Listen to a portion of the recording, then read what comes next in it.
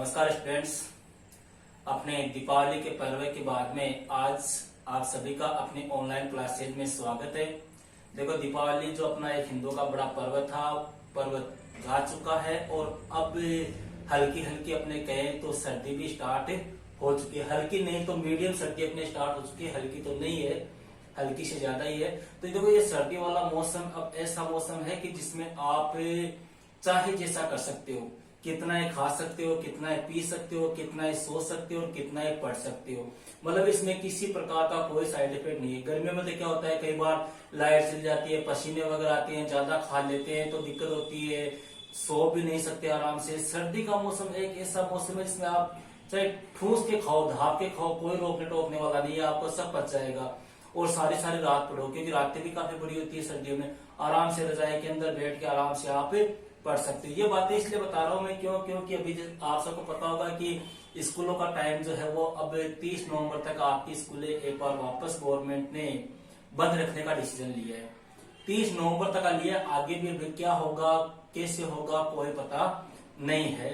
तो जहां तक मेरा मानना है कि आप लोगों का टाइम जो है वो दिन ब दिन ऐसे ही जा रहा है। हालांकि अपने पूरी कोशिश कर रहे हैं कि आपका नुकसान नहीं हो। पूरी पॉलिटिकल में आपको करवा चुका हूँ। आज अपने ये पॉलिटिकल का सिलेबस का अंतिम वीडियो है। अंतिम चैप्टर था अपने राजनीतिक सहभागिता वाला, उसका अपने पार्ट फर्स्ट कर चुके हैं। ये सेकंड पार्ट है, आज अपने पॉलिटिकल पूरी हो जाएगी। अब देखो, यहाँ पे मैं आपको जरा सी बात कहना चाहता हूँ। अपने पॉलिटिकल का सिलेबस पूरा हो चुका है, लेकिन अब भी मैं पॉलिटिकल के कुछ ऐसे वीडियो आपके सामने डालूंगा जिनसे अपने प्रश्न पूछे जाते हैं। जैसे मान लो आपके उपराष्ट्रपति, हालांकि उपराष्ट्रपति का अलग से अपने कोई पार्ट नहीं है, ना ही अलग से कोई अपने कोई लेख है उपराष्ट्रपति के ऊपर, लेकिन कई बार क्वेश्चन पूछ लेते हैं राज्यसभा के संदर्भ में। क्यों? क्योंकि राज्यसभा का सभापति कौन होता है? उपराष्ट्रपति होता है। तो इसके ऊपर क्वेश्चन पूछ लेते हैं। अपने संविधान की विशेषता वाला पार्ट जो है उसमें अपने जो समितियां है, प्रारूप समिति है, लोकलेखा समिति है, अपने राष्ट्रगान समिति है, उन समितियों के अध्यक्ष वगैरह अपने को पूछ सकते हैं। विधेयक कितने प्रकार के होते हैं, ये सारे टॉपिक जो है ना वो अपनी बुक में है। जैसे सरकारी आयोग, आपके योजना आयोग है, निर्वाचन आयोग है, ये सारे आपके टॉपिक में अपने सिलेबस में है। इनसे कई बार क्वेश्चन पूछे जा सकते हैं। तो अपने देखो पार्ट पूरे कंप्लीट हो चुके हैं। ये वीडियो अंतिम वीडियो। इसके बाद में अपने कुछ ऐसे टॉपिक जिनसे आपको क्वेश्चन पूछे जाते हैं उनके बारे में चर्चा करेंगे। साथ साथ में अपनी हिस्ट्री चलती रहेगी और एक प्लानिंग ये भी है कि अपने टेस्ट स्टार्ट कर दे। अब वो टेस्ट कैसे स्टार्ट करना है, उसकी क्या प्रोसेस करनी है, वो आप मेरे को कमेंट के माध्यम से बता सकते हैं कि सर इस प्रकार से करो। ठीक है, तो देखो अपने स्टार्ट करते हैं राजनीतिक सहभागिता। फर्स्ट अपने वीडियो था उसमें अपने बात की थी राजनीतिक सहभागिता क्या होती है, कब इसका प्रारंभ हुआ, किसने किया, कैसे हुआ, क्या हुआ, ये सारी बातें अपने फर्स्ट वीडियो में कंप्लीट हो चुकी है। आज अपने इसी चैप्टर को आगे बढ़ाते हुए बात करते हैं राजनीतिक सहभागिता का स्वरूप जो है वो कैसा होता है। इसकी बात करेंगे स्वरूप की। तो देखो, स्वरूप के अंतर्गत अपने राजनीतिक सहभागिता का जो स्वरूप है इसे मुख्य रूप से अपने दो भागों में बांटकर अपने अध्ययन कर सकते हैं। पहला अपने है सामुदायिक गतिविधि। सामुदायिक गतिविधि स्वरूप में पहला स्वरूप कौन सा आता है? सामुदायिक गतिविधि। देखो, सामुदायिक गतिविधि का मतलब क्या होता है? सामुदायिक का मतलब संपूर्ण समुदाय के द्वारा, पूरे समुदाय के द्वारा, पूरे समाज के द्वारा जो गतिविधियां की जाती है वो कौन सी होगी? सामुदायिक गतिविधि। देखो, इसमें क्या होता है, इसमें समाज के सभी व्यक्ति जो है वो अपने किसी समान उद्देश्य की प्राप्ति के लिए, ध्यान रखना, सामुदायिक गतिविधियां जो होगी उसमें उद्देश्य कैसा होगा? समान होगा। समाज का या समुदाय के सभी लोगों का जो उद्देश्य होगा वो कैसा होगा? समान उद्देश्य होगा। समान उद्देश्य कैसे? जैसे मान लो आपका कोई गांव है, वो एक समुदाय हो गया, एक समाज ही हो गया। आपके गांव में मान लो पानी की व्यवस्था करनी है तो वो सारे समाज का एक ही उद्देश्य हो गया। या कोई सफाई की व्यवस्था करवानी है, या गांव में स्वच्छता की व्यवस्था करनी है, या गांव में मान लो बिजली की व्यवस्था करनी है, तो ये सारे गांव की समस्या हो गई ना। तो जब देखो क्या होता है कि इसमें क्या होता है कि समाज के सभी व्यक्ति जो होते हैं वो किसी समान उद्देश्य की पूर्ति के लिए क्या करते हैं? मिलजुल कर कार्य करते हैं तथा उपरोक्त लक्ष्य की, ये जो आपके लक्ष्य है इन लक्ष्यों की प्राप्ति के लिए ये लोग जो है वो धरना है, आपके धरना है, जुलूस है, प्रदर्शन है, हड़ताल वगैरह है, इसके अलावा बहिष्कार वगैरह है, विरोध जैसी गतिविधियां क्या करते हैं, अपनाते हैं। इसी को अपने क्या करते हैं, सामुदायिक गतिविधि। तो राजनीतिक सहभागिता का पहला स्वरूप तो कैसा हो गया, सामुदायिक गतिविधियों वाला स्वरूप, जिसमें संपूर्ण समाज भाग लेता है और संपूर्ण समाज के उद्देश्य, उनके लक्ष्य, उनकी मांग जो है वो एक ही होती है और उस मांग को पूरा करने के लिए वो लोग कोई धरना करते हैं, कोई जुलूस करते हैं, कोई बहिष्कार करते हैं, विरोध करते हैं, प्रदर्शन करते हैं। दूसरा आता है अपने, पहला स्वरूप तो हो गया सामुदायिक गतिविधि। दूसरा है सरकार और नागरिकों के बीच में परस्पर कैसी क्रिया, अंतः क्रिया। किसके बीच में, सरकार और नागरिकों के बीच, इसमें क्या होती है, परस्पर क्रिया होती है। सरकार और नागरिकों के बीच में परस्पर क्या होती है, क्रिया होती है। इसमें एक पक्ष क्या करता है, क्रिया करता है, चाहे वह सरकार हो या नागरिक हो, कोई सा भी हो लो, दूसरा पक्ष क्या करता है, उसकी प्रतिक्रिया करता है। मतलब उपरोक्त जैसा सिस्टम इसमें नहीं होता। इसमें एक पक्ष चाहे सरकार क्रिया कर ले, सरकार कोई भी कार्य कर ले, कोई भी गतिविधि कर ले, जनता या आम नागरिक जो है उसकी प्रतिक्रिया करेंगे, या फिर नागरिक कोई क्रिया कर ले, सरकार उसके खिलाफ क्या करती है, कोई प्रतिक्रिया करती है। ये सरकार के अपने राजनीतिक सहभागिता जो है इसके दो स्वरूप है। इतनी बात क्लियर हो गई। अब सरकार और नागरिकों के बीच परस्पर प्रक्रिया या परस्पर क्रिया जो होती है उसके कौन कौन से साधन होते हैं या राजनीतिक सहभागिता के कौन कौन से अभिकरण होते हैं, उनके ऊपर अपने चर्चा करते हैं। देखो इस बात का सबसे मेन क्वेश्चन यही आता है आपके, पहला तो ये पूछ लेगा आपको कि राजनीतिक सहभागिता का अर्थ, परिभाषा वगैरह बताइए। दूसरा क्वेश्चन ये आता है कि राजनीतिक सहभागिता के प्रमुख अभिकरण, देखो इनको अभिकरण भी बोल दो, इनको अपने उपकरण भी बोल सकते हैं, इनको अपने साधन भी बोल सकते हैं। देखो इसमें ध्यान देना, लगभग 7 या 8 अभिकरण है अपने। अगर बड़ा क्वेश्चन आपको पूछेगा तो वो आएगा 4 नंबर का क्वेश्चन, क्या देगा आपको कि राजनीतिक सहभागिता के प्रमुख अभिकरणों पर प्रकाश डालिए। तब तो आपको पूरे 7-8 करने, या फिर आपको दे सकता है कि राजनीतिक सहभागिता के कोई 2 अभिकरण बताइए या कोई 2 साधन बताइए, तो वो छोटा क्वेश्चन आपके 1 या 2 नंबर का पूछ सकता है। या किसी भी अभिकरण के बारे में पूछ ले कि जैसे मान लो पहला अभिकरण क्या है अपने, पहला जो अभिकरण है वो है अपने दबाव समूह है। अब पूछ ले कि ये दबाव समूह है क्या होता है, हालांकि पहला अभिकरण, लेकिन पूरे दबाव समूह के बारे में आप क्या जानते हो, छोटा क्वेश्चन दे दिया आपको 1 नंबर का। ठीक है, तो कैसे कैसे क्वेश्चन आएंगे वो आपको सारे में एक एक पार्ट के वीडियो बनाकर आपको दोबारा से अच्छी तरह से समझा दूंगा। तो देखो सबसे पहले बात करते हैं, पहला अभिकरण राजनीतिक सहभागिता का वह है क्या है, दबाव समूह है। यहाँ पर एक चीज और सुनना, कई बार क्वेश्चन आता है कि राजनीतिक दल या राजनीतिक आंदोलन और दबाव समूह में क्या अंतर है। ध्यान रखना, दबाव समूह है जो है वो संविधान के अकॉर्डिंग कार्य नहीं करता है, जबकि राजनीतिक आंदोलन होते हैं, राजनीतिक दल जो होते हैं उनके द्वारा जो कार्य किए जाते हैं वो संविधान के अकॉर्डिंग किए जाते हैं। अब दबाव समूह क्या होता है, देखो दबाव समूह क्या होता है, एक समान हित या कह दे कि समान उद्देश्य वाले लोगों का एक समूह होता है। मतलब जिनका समान हित है, जिनका समान उद्देश्य है, जिनका समान लक्ष्य है। ये लोग क्या करते हैं, ये अपने आवाज सरकार तक पहुंचाकर अपनी मांगों को क्या करते हैं, पूरा कराते हैं। मतलब जैसे मान लो कोई भी छात्रों का समूह हो गया, कोई भी संगठन हो गया, जैसे मान लो छात्र समूह है, वो कहते हैं कि हमारे एग्जाम जो है वो 2 महीने बाद में कराओ, सरकार के ऊपर वो दबाव डाल रहे हैं, उनका हित कैसा हो गया, समान हो गया। या और कोई मान लो कोई किसानों की मांग है तो सारे किसान इकट्ठे हो गए, तो ये क्या करते हैं, अपने आवाज सरकार तक पहुंचाते हैं और अपनी मांग को क्या करते हैं, पूरा करवाते हैं। लेकिन यह प्रक्रिया जो है वो अपने भारत में नहीं है। एक प्रकार से अपने देखें तो यह प्रक्रिया भारत में नहीं है, यह प्रक्रिया खास तौर से जो पश्चिमी देश है, इन पश्चिमी देशों में पाई जाती है। पश्चिमी देशों का मतलब हो गया अपने कैसे देश, विकसित देश, जबकि भारत कैसा देश है? विकासशील देश है। विकासशील देशों में ऐसी प्रक्रिया नहीं होती। दबाव समूह कहाँ पाया जाता है?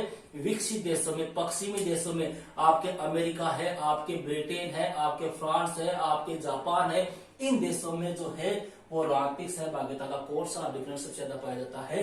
दबाव समूह पाया जाता है। दूसरा अभिकरण आता है आरंभक। आरंभक, देखो सबसे पहला क्वेश्चन तो ये पूछ लेते हैं कि आरंभक का शाब्दिक अर्थ क्या होता है? तो शाब्दिक अर्थ होता है प्रस्ताव तैयार करना। देखो ये क्वेश्चन है सीधे के सीधे, ऐसे कैसे पूछते हैं कि आरंभक का शाब्दिक अर्थ क्या है? प्रस्ताव तैयार करना। प्रस्ताव कैसा प्रस्ताव तैयार करते हैं? देखो इसमें क्या करते हैं, जो मतदाता होते हैं ना, मतदाता वो क्या करते हैं, कानून बनाने के लिए, कोई भी नया कानून बना रहे हैं या मान लो संविधान में क्या करना है, संशोधन करना है, संविधान में संशोधन करने के लिए क्या तैयार करते हैं, प्रस्ताव तैयार करते हैं। कौन करते हैं? मतदाता करते हैं। ध्यान देना, इसमें आरंभक में कौन तैयार करते हैं? मतदाता करते हैं। कानून बनाते हैं, ये कानून बनाने के लिए या संविधान में संशोधन करने के लिए प्रस्ताव का प्रारूप तैयार करते हैं और उसको कहां भेज देते हैं? विधानमंडल के पास भेजते हैं। और फिर वहां पे क्या होता है, मतदान करवाया जाता है और वह कानून लागू कर दिया जाता है। अगर मतदान पक्ष में होता है तो वह कानून लागू हो जाता है, अन्यथा नहीं होता। यह प्रणाली अपने मुख्य रूप से कहां पर पाई जाती है? स्विट्जरलैंड में पाई जाती है। आपको बताया होगा प्रत्यक्ष प्रजातंत्र का घर कौन सा देश? स्विट्जरलैंड। ठीक है, राजनीतिक सहभागिता का अगर अपने प्रत्यक्ष उदाहरण देखना है तो वो स्विट्जरलैंड ही है। और वहां पर यह प्रक्रिया पाती है, वहां पर मतदाता जो लोग होते हैं ना, चुनाव में भाग लेते हैं, वोट देते हैं, वही क्या करते हैं, कोई भी कानून बनाने के लिए या संविधान में संशोधन करने के लिए क्या करते हैं, प्रस्ताव तैयार करते हैं। उस प्रस्ताव को विधानमंडल में भेजते हैं, वहां पर उस पर मतदान होते हैं। अगर मतदान में पारित हो जाता है तो वह कानून लागू हो जाता है। लेकिन अपने भारत में क्या होता है, अपने भारत में मतदाता क्या करते हैं, मतदाता क्या देंगे, ओनली वोट देंगे। और उन वोटों से कौन बनेगा, एक व्यक्ति सांसद बनेगा। और वो सांसद कहां पर बैठता है, अपने लोकसभा या राज्यसभा में। और वो क्या करते हैं, फिर कानूनों का निर्माण करते हैं। अपने भारत में तो ये प्रोसेस है। लेकिन वहां पर डायरेक्ट प्रोसेस कौन करता है, मतदाता ही करता है। अपने यहाँ कानून बनाने की प्रोसेस कौन करता है, सांसद करता है। समझ गए? देखो अपने भारत में जनता है ना, भारत में जनता अपने जनप्रतिनिधियों के माध्यम से विधेयक प्रस्तुत करती है, जबकि यहाँ पे डायरेक्ट प्रस्तुत हो रहे हैं। इतना ही अंतर है। स्विट्जरलैंड में मतदाता डायरेक्ट कोई भी प्रस्ताव को पेश करती है। भारत में अपने जो जनप्रतिनिधि है, जिनको अपने चुन रहे हैं, उनके माध्यम से प्रस्तुत किया जाता है। और उनके माध्यम से जनता अगर प्रस्तुत कर रही है तो वो विधेयक कैसा होगा, निजी। देखो दो प्रकार के विधेयक होते हैं, एक होता है सरकारी विधेयक, एक होता है निजी विधेयक। अगर जनता के द्वारा, या सीधी सी याद रख लो, अगर कोई मंत्री प्रस्तुत कर रहा है ना, वो तो हो गया सरकारी विधेयक। और मंत्री के अलावा कोई प्रस्तुत कर रहा है तो वो कैसा हो गया, निजी विधेयक। निजी विधेयक कैसा होता है, देखो जैसे मान लो, अपने नाम सुना होगा आपने, शारदा एक्ट, विवाह की आयु वाला। तो ये शारदा एक्ट, ये शारदा नाम है ना, ये किसी निजी व्यक्ति का तो नाम है ना, हरविलास शारदा।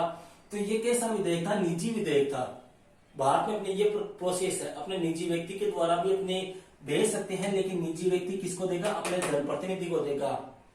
जितने भी मतलब कोई भी कानून है जिसके पहले किसी व्यक्ति का नाम आ रहा है तो वो कैसा विधेयक है, निजी विधेयक, अर्थात वो किसी निजी व्यक्ति के द्वारा पारित किया गया है। तो अपने को जरा इतने डिटेल से ध्यान नहीं रखना है, इतना ध्यान रखना कि आरंभ का शाब्दिक अर्थ होता है प्रस्ताव तैयार करना। प्रस्ताव कौन तैयार करता है, मतदाता तैयार करता है। भारत में ऐसी प्रोसेस नहीं है, भारत में ऐसा नाम मात्र का होता है। भारत में जनप्रतिनिधियों के माध्यम से प्रस्ताव तैयार करवाया जाता है। दो हो गए अपने। तीसरा आता है अपने प्रत्याहान। देखो कई किताबों प्रत्याहान, कई किताबों में प्रत्यावर्तन ऐसा लिखा आता है। इसका भी आपको शाब्दिक अर्थ पूछ लेता है।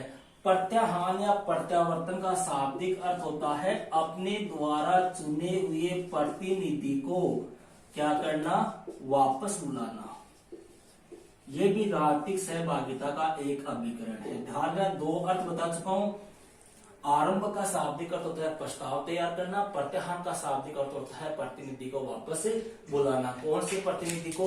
जिस प्रतिनिधि को जनता ने चुना है, वोट देकर जिसको जिताया है, अगर वह प्रतिनिधि जनता की भलाई के लिए, कल्याण के लिए, जनता के विकास के लिए, देश के विकास के लिए कार्य नहीं कर रहा है, तो मतदाता जो है उसको उसका कार्यकाल पूरा होने से पहले ही वापस बुला सकती है।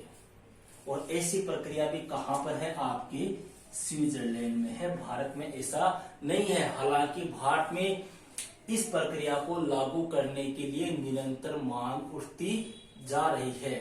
निरंतर इसके ऊपर एक प्रकार से कहे, निरंतर इसकी मांग की जा रही है कि भारत में भी यह प्रक्रिया क्या की जाए, लागू की जाए, ताकि राजनीति में भ्रष्टाचार ना हो सके, जनता की भलाई के लिए, जनता के विकास के लिए, जनता के कल्याण के लिए कार्य हो सके।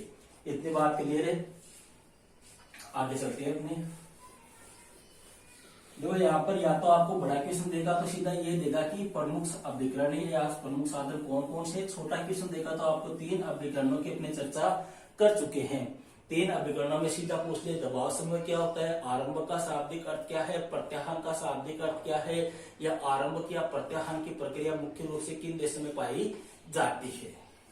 चौथा अभिकरण है अपने जन सुनवाई। जन सुनवाई का मतलब किसकी सुनवाई करना?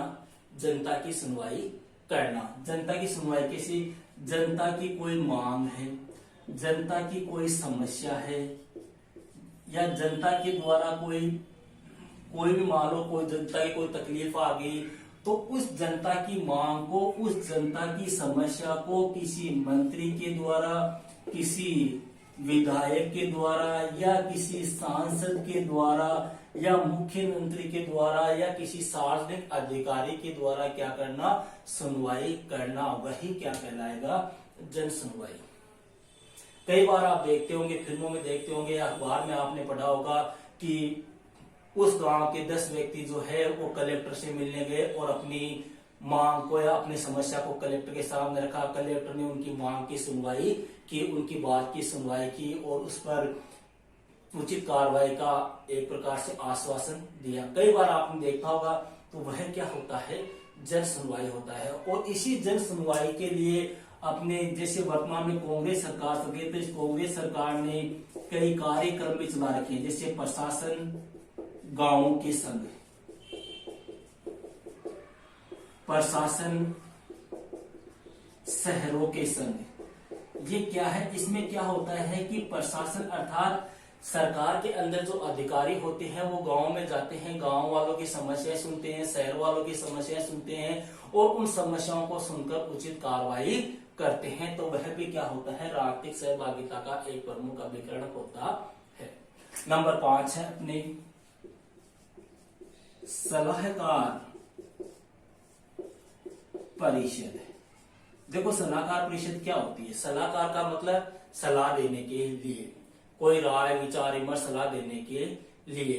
देखो इसमें क्या होता है कि सरकार द्वारा जो विभागों से जुड़े विशेष मामले होते हैं, कोई भी विभाग है, जो मान लो शिक्षा विभाग है या अर्थशास्त्र विभाग है, तो कोई विभाग, उन विभागों से जुड़े जो मामले होते हैं उन मामलों पर सलाह मांगने के लिए, सलाह देने के लिए, विचार विमर्श करने के लिए एक संगठन बनाया जाता है, एक परिषद बनाई जाती है, एक कमेटी बनाई जाती है। उसी को क्या कहते हैं? सलाहकार परिषद। जैसे मान लो कोई पैसों से संबंधित मामला है तो किसी विशेषज्ञ को ले लिया, किसी अर्थशास्त्री को ले लिया, उससे राय विचार विमर्श कर लिया। शिक्षा से संबंधित मामला है तो कोई बड़े शिक्षा शास्त्री को ले लिया, उससे विचार विमर्श कर लिया।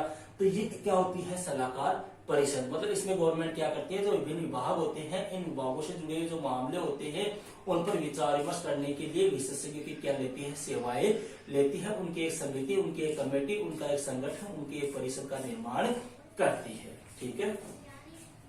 नंबर 6 परिपरीक्षा। देखो ये भी काफी मोस्ट है। परिपरीक्षा, इसमें पूछ सकते हैं कि परिपरीक्षा का मतलब क्या होता है? परिपरीक्षा का मतलब हो गया किसी भी प्रश्न पर निर्णय लेने के लिए जनता की क्या जानना?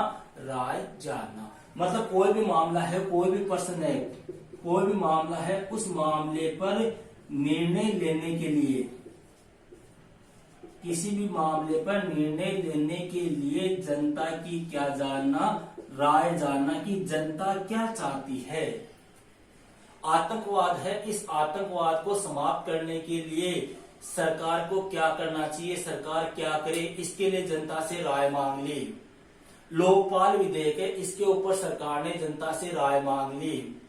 आपके दीपावली पे जैसे अभी मान लो पटाखे वाला प्रोग्राम हुआ था, ऐसे प्रोग्राम पे मान लो जनता से राय मांग ले कि पटाखे छोड़ने चाहिए या नहीं छोड़ने चाहिए, तो उसी को क्या कहते हैं, परिपक्वता। देखो कई बार क्या होता है, कुछ ऐसे मामले हो जाते हैं जिन पर सरकार जो है वो असमंजस की स्थिति में रहती है कि हमको करना चाहिए या नहीं करना चाहिए, इसमें क्या कार्रवाई करनी चाहिए। तो उस कंडीशन में क्या करती है कि सरकार जो है वो जनता की क्या करती है, राय जानती है, जनता की इच्छा जानती है कि आखिर जनता इस मामले पर क्या चाहती है। वही क्या होता है, परिपर्चा। और यह राय, यह निर्णय जो है वो किस आधार पर कराया जाता है, मतदान के आधार पर करवाया जाता है। मतलब जनता से मतदान करवाया जाता है। अगर मतदान मान लो पॉजिटिव होगा तो पॉजिटिव रिजल्ट होगा, नेगेटिव होगा तो नेगेटिव। जैसे मान लो कोई भी कानून है, जैसे मान लो अपने बात कर लेते हैं कि रेप की सजा, गवर्नमेंट ने नियम बना दिया कि रेप की सजा जो है वो फांसी होगी, ठीक है। अब गवर्नमेंट ऐसा कानून बनाना चाह रही है, लेकिन कुछ लोग इसका विरोध कर रहे हैं, कुछ लोग इसका समर्थन कर रहे हैं। तो अब यहाँ पर सरकार क्या करेगी, जनता से राय लेगी कि जो व्यक्ति ऐसे अपराध कर रहे हैं, बलात्कार जैसी घटनाएं कर रहे हैं, रेप जैसी घटनाएं कर रहे हैं, क्या उनको फांसी दी जानी चाहिए क्या। अगर मान लो 50% से ज्यादा लोग कहते हैं कि हाँ, यस, तो वो कानून क्या हो गया, लागू हो गया। इसी को क्या बोलते हैं, अपने परिपर्चा, अर्थात किसी मामले के ऊपर जनता से क्या लेना, राय लेना, जनता से विचार विमर्श लेना। वो विचार विमर्श किसी भी कानून के लिए भी हो सकता है, किसी समस्या के लिए भी हो सकता है, कोई संकट के समय भी हो सकता है, कोई संविधान में संशोधन करने के लिए भी हो सकता है। किसी भी मामले पर राय ली जा सकती है। आगे बात करते हैं, अपने अगला अभिकरण आता है सविनय अवज्ञा। सविनय अवज्ञा, महात्मा गांधी याद होगा आपको।